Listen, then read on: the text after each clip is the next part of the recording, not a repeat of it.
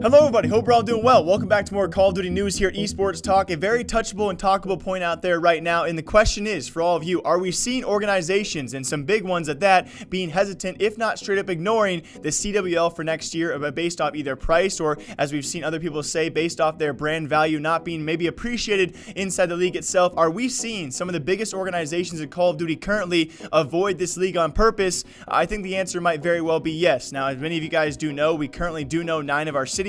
Speculation on the 10th one apparently being Houston. We talked about yesterday. We have 2 in LA. We got Dallas, Miami, Toronto, Paris, amongst many others as well, of those 9 of 12 spots so far. And again, we have a 10th spot being speculated also down in Texas, not being Dallas. This one going to be in Houston, where Hector might be going with Lee Zybin. I'll link our video down below about that. But the current debate out there, which I'm curious what you guys think about this, are we seeing teams especially like 100 Thieves, FaZe Clan, Evil Geniuses, Gen G, are they purposely avoiding the league? And I think the answer could definitely be leaning towards yes. Of course, we've already heard Nadeshot and his concern about the brand of 100 Thieves and longevity of the brand itself. He's not too, maybe I guess you could say, not too confident that the league itself, the franchise league, can actually maintain a brand or push a brand enough. And so we've heard his concerns already. Franchising, from my experience in League of Legends, because obviously we're not part of the Overwatch League, has a lot of positives. And the way that Activision and Blizzard are handling team branding is definitely a concern of mine. For 100 Thieves, we're very much focused on 100 Thieves. Right.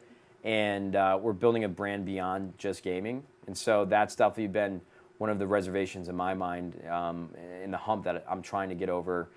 Because we'd have to build out an entirely different asset and a different brand. And then we got FaZe Banks from a different spectrum, but still, you look at a FaZe and 100T, they are well-established brands, right? Maybe not across all of the esports out there. They're not the big hitters like a Liquid or some of the European brands out there, but they are still the biggest brands when it comes to merch and other things as well. Here's what FaZe Banks had to say. We've already heard his sheer disgust about the price and the idea of a franchise league being very stupid. This is a culture thing. The esports part of this shit is this big esports, quite frankly. It's all a bunch of mumbo jumbo bullshit, smoke and mirrors. Like, yeah, I'm excited. I'm excited about that all day. I'm excited to see where the leagues go. Buddy, that isn't even the worst of it. Now what they're doing is they're organizing and structuring leagues within just one singular game, and they're making people pay $30 million for a spot in the league. Yeah. What? Oh yeah, I saw that. So to make a return on that, what they're trying to do is they're trying to imitate what the NFL is like doing. NFL, NBA. But like why, you have teams. But why it will never work is because gaming is it's an umbrella thing, right? And if you're a gamer, you could be a gamer and only play League of Legends. You could be a gamer and only play Fortnite. I'm a gamer and only play Tetris 99. Exactly. I've been watching you play that shit. I was going to say the same. Everyone's a gamer. That's the first thing.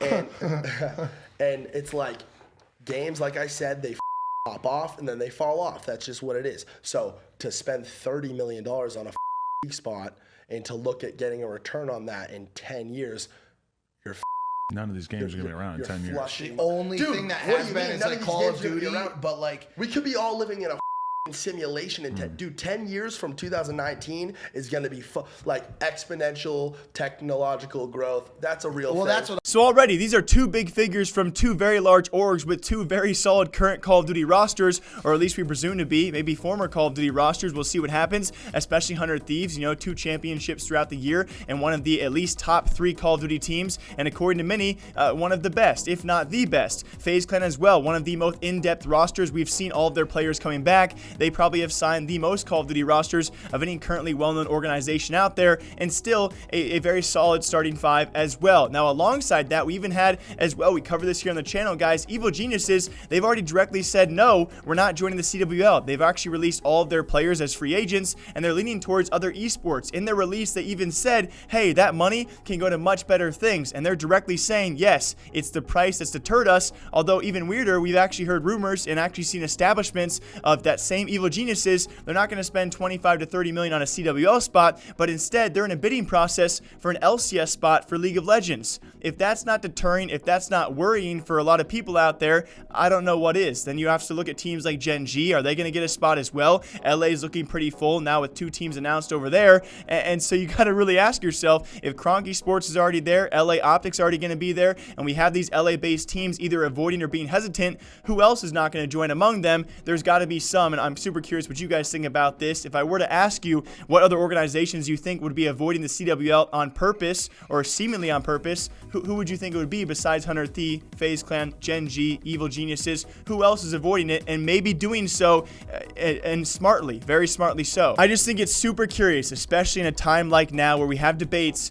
of an esports bubble. We have many people, myself included, Devin Nash, Richard Lewis, talking about the CWL spot prices being 25+ million, coincidingly with their viewership. Yes, this could very well be a resurgence of Call of Duty. I understand that. I'm going to be a fan of it for sure. I will cheer for CWL. I will watch CWL, whatever it might be. But when it comes time for pricing this league based on viewership, many people speculate this is not going to be a good investment. FaZe Banks is on the same side. Nadeshot as well. They see other things that have higher value. Evil Genius is right there behind them. Who else is very worried about this? And who else is going to miss out in the league? And will this league survive without some of these top names? Are giant mysteries going forward. So I just wanted to share with all of you guys, we have some big names and big brands expressing their concerns and maybe not even going to sign to the CWL next season. And so it does make me curious as well, especially when they have made announcements of apparently 12 teams for the first season, maybe more. I highly doubt it, but speculation points either 12 or 16 teams for the first season. They want to be eventually 28 teams, and they also say 10 years down the line, these spot prices, no longer 25 to 30 million, they'll be worth 45 million.